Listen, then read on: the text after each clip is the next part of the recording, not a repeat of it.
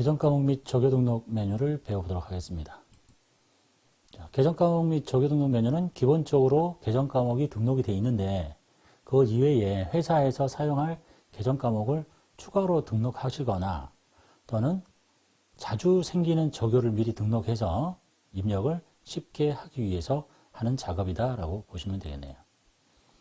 자, 일반적으로 사용되는 계정 과목과 조교가 이미 다 등록이 되어 있는 상태고 그 기본값은 중소기업 제조업에 맞게 세팅이 되어 있습니다.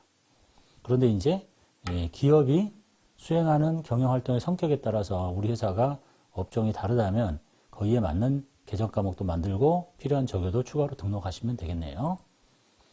자, 계정 과목은 시스템 전반에 영향을 미치니까 당연하겠죠. 이 만든 거에 모든 곳에 다 영향을 미치기 때문에 정확하게 만들어라 이런 얘기입니다. 자, 일단은 3001번을 통해서 계정 과목 및 조교 등록에 들어가 볼게요.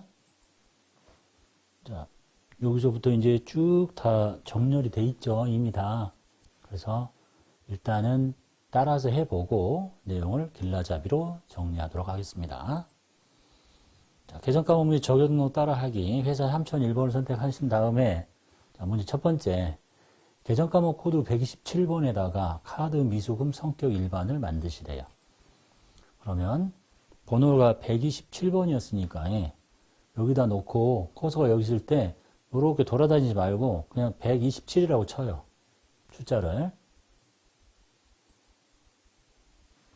숫자를 직접 127이라고 치면 엔터 치면 곧바로 127번으로 이동을 합니다. 그런 기능. 그래서 그것에 이름을 만들어줘. 여기가 지금 사용자 설정 계정 과목이라는 얘기는 비어있다는 뜻입니다. 커서를 여기다 놓고 입력하는 거예요. 여기다 놓고 카드 미수금이라고 직접 입력을 합니다. 자, 그리고 이제 계정 과목의 성격 3번 일반이라고 되어 있잖아요. 여기 들어가서 3번 일반을 선택해 줍니다. 다 됐죠? 자, 그리고 여기를 바꿨으면 여기도 같이 바뀌는 게 맞는데 프로그램을 종료하고 다시 들어오면 바뀝니다. 일부러 그런 것 같지는 않고 그러니까 왜 안 바뀌냐 이렇게 고민하실 필요 없다는 얘기예요. 끄고 나오면 여기도 바뀐다. 자, 이게 이제 계정 과목을 만드는 방법이었고 두 번째 811번 복리후생비의 현금 적요 넘버 6에 지금 여기가 있는 적요죠. 적요는 일종의 메모예요. 이렇게 하시래. 그럼 이제 816번으로 가야 되니까 여기다 놓고 코드를 놓고 811번을 칩니다. 811번. 그러면 옮겨가죠. 쭉 내려갑니다. 복리후생비지. 거기에 현금 적요가 요거잖아요. 요것에 6번에 뭐가 들어있는데 직원 자녀 학자금을 바꾸래요. 그럼 여기다 커서를 놓고 곧바로 그냥 덮어 쓰면 돼요. 직원 자녀 학자금 지급 이렇게. 검정색인 경우에. 자, 이게 이제 적요를 새로 만들 수도 있고 있는 것을 수정할 수도 있고 요게 이제 다라는 얘기예요. 자, 그래서 이제 길라잡이를 통해서 계정 과목 및 조교 등록 메뉴를 좀 세부적으로 좀 살펴보도록 하겠습니다. 자, 이제 계정 체계라는 게 있는, 이게 지금 계정 체계인데, 잘 보니까 자산, 부채, 자본, 그 다음에 영업수익, 영업비용 이렇게 쭉 돼 있고, 뭔가 원가들이 굉장히 많은데, 우리는 이제 회계 1급은 제조업을 다루기 때문에, 회계 2급은 도소매니까 제조 원가라는 게 없어서 경비는 무조건 다 800번대만 쓰는데, 이제 우리 회계 1급부터는 제조 원가와 판매비와 관리비를 이렇게 따로 씁니다. 도급, 보관, 분양, 운송 이런 것들은 사용하지 않습니다. 그러니까 업종이 뭐 도급공사 하는 사람, 분양공사 하는 사람, 뭐 이런 사람들이 쓰는 번호다 이렇게 보고 우리는 중소기업 제조업을 다루고 있기 때문에 제조 원가에 해당한다. 즉 공장에서 발생하는 원가다. 그러면 제조 원가를 선택하고 그렇지 않고 판매비와 관리비다. 그러면 800건대 쓰는 거예요. 자, 그게 이제 계정 체계고 자산, 부채, 자본 그 다음에 수익, 비용이 섞여 있다라는 구조. 자, 그리고 이제 여기에 계정 체계에 클릭을 하면 이쪽 화면이 요 번호 251번부터 정렬이 됩니다. 그럼 다시 이걸 누르면 다시 이렇게 정렬이 되고 무슨 뜻인지 아시겠죠? 그러니까 왼쪽에 큰 타이틀인 계정 체계를 클릭하면 오른쪽 화면이 그 번호부터 이렇게 바로바로 정렬이 되도록 돼 있구나. 라는 얘기고, 그 다음에 이제 계정 과목 코드가 이미 다 세팅이 되어 있잖아요. 근데 잘 보면, 뭐 관심이 없을 수도 있는데, 우리가 이 전산세무회계는 실무를 다루는 시험이기 때문에 외상매출금 받으럼 이런 말을 씁니다. 근데 여러분이 만약에 학교, 대학 다닐 때나 어디서 회계학을 공부할 때는 매출채권 이렇게 배우지 외상매출금 받으럼 이렇게 안 배워. 자, 근데 우리는 이 프로그램은 구체적인 항목으로 들어있는 거야. 외상매출금 받으러. 네가 이제 요 이름을 쓰면 나중에 외부에 보고할 땐 요 두 개를 묶어가지고 매출채권 이렇게 보고해 줄게. 그래서 이 프로그램은 구체적인 항목으로 나열이 되어 있다는 걸 봐두시고요. 자, 그 다음에 성격이라고 있습니다. 이 계정 과목 하나하나의 성격이란 얘기야. 성격은 뭐 여기 보면 현금이 성격이 뭐냐? 일반이다. 예금은 예금이라고 써 있고, 요거는 유가증권이다. 뭐 그냥 상식적으로 알 수 있는데, 요 중요한 건 차감이라는 애가 있어요. 차감. 차감은 무슨 뜻이죠? 빼겠다는 얘기입니다. 자, 빼겠다. 여기도 빼겠다 있는데, 그리고 이름이 똑같은 이름이 많죠. 근데 여기에 보니까 관계가 걸려 있어. 관계가 걸려 있는데 보니까 그 번호의 바로 위에, 그 번호의 바로 위에 것과 관계가 다 걸려 있습니다. 무슨 뜻이냐면 이 대손 충당금이라는 내용이 뭔지는 아직 몰라도 돼요. 이 이름은 한 개가 있는 게 아니라 여러 개가 있잖아. 그러니까 어떤 이름을 쓰는 게 중요하냐면 요 외상 매출금 밑에서 차감되는 대손 충당금을 쓰고 싶으면 이런 거를 쓰면 안 되고 그 바로 의 관계에 108번이라고 걸려 있는 거. 쉽게 얘기하면 그냥 바로 밑에 번호를 써야 돼. 그게 중요하다 이런 얘기입니다. 관계. 자, 그래서 또 하나 있는데 여기 유형자산을 클릭해 보면 감가상각 누계액들이라는 게 있어요.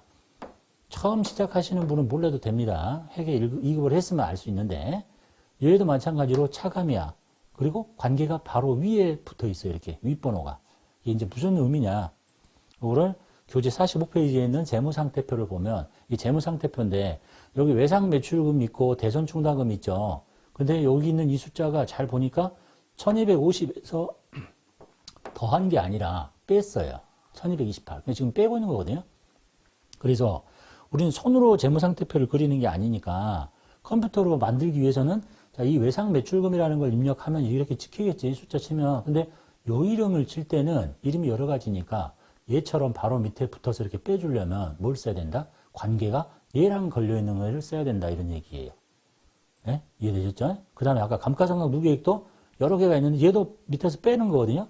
그러니까 관계가 바로 윗번호하고 관계가 돼 있는 코드를 써야 된다. 쉽게 말하면 그냥 이 번호의 바로 아랫번호고 이 번호의 아랫번호야. 그게 이제 차감이고 관계에 대한 설명입니다. 그건 아마 좀 중요한 거. 자, 그 다음에 이제 적요라는 게 있어요. 적요는 메모예요. 메모. 그러니까 어떤 거래를 단순히 계정 과목과 금액만 치면 내용을 알 수 없기 때문에 거기다 이제 설명을 해주는 거야. 뭐 일직비, 숙직비가 들었거나 뭐 직원 식당 운영비가 이렇게. 그런데 이제 현금 적요가 있고 대체 적요가 있는데 이건 뭔 뜻이냐? 잘 보세요. 811번 복리후생비를 선택했더니 현금 적요 8개, 대체 적요 2개 들어있어요. 자, 그러면 요건 어디 쓰느냐? 자, 일반 전표 입력이라는 메뉴가 있습니다. 여기 거래가 발생하면 입력하는 거거든요. 여기 들어가서 내가 복리후생비라고 이렇게 전표를 입력하고 싶어요. 그리고 뭐 금액 치고 내용을 치고 싶어. 이제 적요를 여기다 치는 거거든. 근데 이제 적요를 글씨로 치지 않고 이렇게 숫자로 입력을 해서 찍어주면 곧바로 찍히는데 지금 잘 보니까 몇 개 나왔어요? 8개 나왔죠. 자, 내가 출금이라고 입력을 하면, 즉 입금이나 출금 전표를 쓰면 아까 적요 중에 뭐가 있었죠? 상단에 이거를 보여주겠다는 뜻이고 이해되셨죠? 응? 네가 출금이나 입금을 쓰면 그렇지 않고 차변 대변으로 입력을 하면 차변 대변 이걸 이제 대체 전표라고 하는데 차변 대변 이렇게 입력을 하면 2개 보여주잖아. 밑에 있는 걸 보여준다는 뜻이에요. 여기 보여줄 수 있는 게 8개 정도밖에 안 돼. 10개지만 요 칸에 2개를 다 보여주지는 않겠다. 현금 적요는 입금 출금을 눌렀을 때 나오는 적요, 대체 적요는 차변 대변이라고 입력했을 때 나오는 적요라고 보시면 돼요. 됐죠? 자, 그리고 참고로 고정 적요라는 것도 있는데 이거는 전산세무 1급 정도나 돼서 실무하실 때 쓰는 거니까 신경 끄셔도 됩니다. 모르셔도 돼요. 예? 자, 그 다음에 이제 계정 과목 중에서 색깔이 빨간 게 있고 검정 게 있는데 빨간 것은 중요하다는 얘기니까 혹시 내가 계정 과목을 만들려면 비어있는 것을 선택을 하는 거고 여기 사용자 설정 그 다음에 그래도 고쳐야 될 이유가 있다 그러면 검정 걸 고치는 거고 그 다음에 마지막으로 빨간 걸 고치는 건데 빨간 걸 웬만하면 건드리지 말라는 얘기입니다.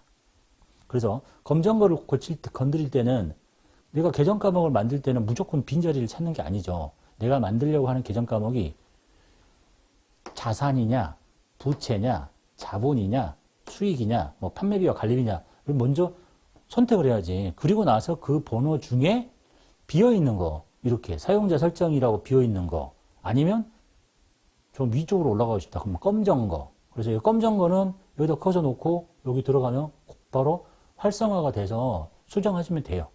응? 어떤 이름이 써있다 하더라도. 그런데 이 빨간 것이 있거든요. 이 지금 188번이 빨간 거예요. 그러니까 중요하다는 얘기지. 그냥 딴 데 가서 해라. 이거 건드리지 말고. 딴 거 써. 여기 비어있는 거. 근데 기억코 고쳐야 되겠다. 그러면 여기에 커서가 활성화가 안 돼요. 딱 들어가 보면. 안 들어가죠, 커서가. 그래서 뭐 꼭 암기해야 되는 건 아닌데 여기에 커서가 있을 때 키보드에 컨트롤 키를 누른 상태에서 F1 눌러봐. 안 되냐? 그럼 F2를 눌러.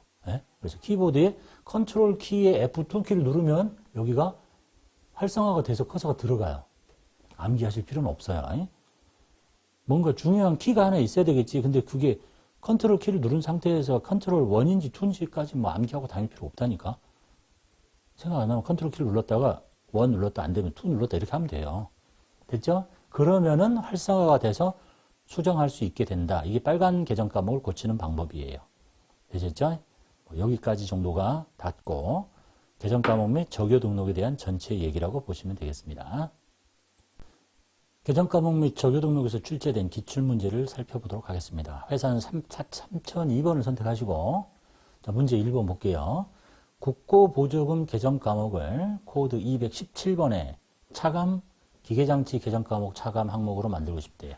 자, 회사 일단 3002번을 선택하시고 계정 과목 및 적요 등록 클릭하시고 번호 알려줬죠? 217번 여기다 커서 놓고 217번 누르시면 돼.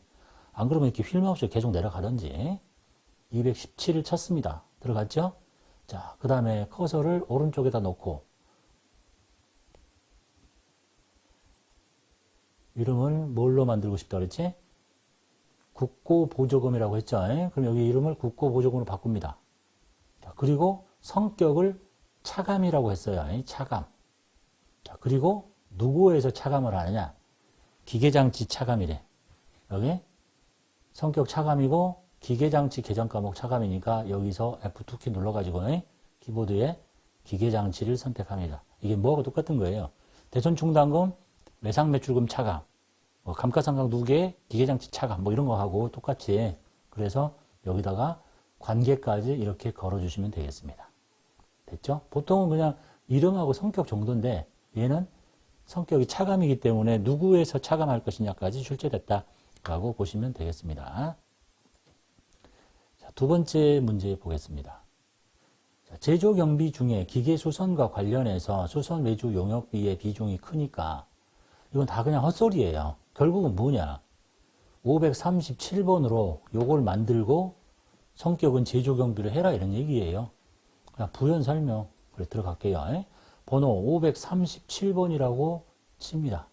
이제 그리고 옮겨갔겠죠. 여기다가 놓고 수선 외주 용역비라고 칩니다. 그리고 성격은 제조라고 선택합니다. 그게 다야. 닿습니다.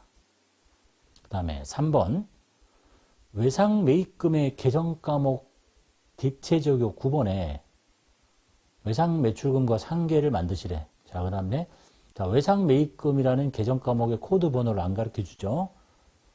원래라면 이제 외상 매입금의 번호를 알려주면 찍으면 되는데 모르면은 자, 여기 커서가 여기 있을 때 여기 코드를 눌러요. 그럼 이런 창이 뜨거든요. 여기다가 찾고 싶은 이름을 쳐. 외상 매입금 이렇게. 그리고 엔터키를 치고 지나가면 외상 매입금이라고 이름이 있는 것들을 다 지나가게 돼요. 됐죠? 그래서 251번에 있습니다. 나중에 세월이 지나면 이런 것은 안 해도 될 정도가 돼요. 번호를 다 외울 정도가 돼야 될 거니까. 자, 그래서 이제 찾았다. 대체조교가 밑에 있으니까 대체조교 9번을 찾습니다. 여기다가 9번 숫자 넣고 외상 매출금과 상계라고 입력하시면 되겠네요. 됐죠? 자, 그 다음에 4번 문제 볼게요. 생산부 직원들에게 매출 증가에 따른 다 헛소리입니다. 뭐 하라는 거야? 제조 원가의 상여금 계정에 현금 조교 5번에 요거 해라 이런 얘기잖아요. 자, 그럼 제조 원가의 상여금을 모르니까 아까 저처럼 위에 찾기 눌러갖고 해도 되는데 일단 제조 원가니까 여기 제조 원가를 클릭해봐요. 그럼 걔부터 정렬이 되잖아요. 이렇게. 예? 이거 누르고 정렬되면 상여금 금방 찾을 수 있잖아. 이렇게 찾을 수도 있다. 이런 얘기입니다. 상여금 선택해요. 그리고 그것에 현금 조교 여기 있지. 그 위에 5번에 여기다 놓고 숫자 5를 치고 직원 성과급 지급을 입력하시면 돼요. 다 할 수 있겠죠? 뭐 이런 걸 못할 사람 있겠나? 자, 5번 볼게요. 819번 임차료 계정의 현금 조교 7번에 이렇게 하래요. 자, 들어갈게요. 819번을 쳐서 찾습니다. 그것에 현금 조교에 7번이 없네. 숫자 7번 넣고 법인 승용차 리스료 지급이라고 입력하시면 되겠습니다. 6번째. 영업의 수익의 임대료 계정 과목 대체적으로 6번에 이렇게 하시래요. 자, 임대료 코드번호 모르는데 영업의 수익이라고 했으니까 여기 영업의 수익 이렇게 눌러. 그리고 나서 이렇게 찾는 방법도 있고, 여기 임대료 보인다. 그게 더 편할 수도 있겠죠. 저 위에 찾기 눌러가지고 찾는 것보다. 자, 그래서 이제 임대료 찾았습니다. 그것에 대체조교 위에 아래 대체조교 6번 비어있네. 임대료 수익의 선수 수익 대체라고 뭔 말인지 몰라도 돼요. 그냥 그대로 알려준 대로 치시면 돼. 됐죠? 자, 이렇게 닫기. 자, 이게 이제 계정 과목 및 조교 등록에서 출제되는 형태예요. 이거를 못 풀 사람은 시험장 가서 시험 보는 사람 중에 못 푼 사람은 아무도 없어요. 여러분도 다 할 수 있어야 되겠죠? 자, 여기까지가 계정 과목 및 조교 등록의 기출문제였습니다.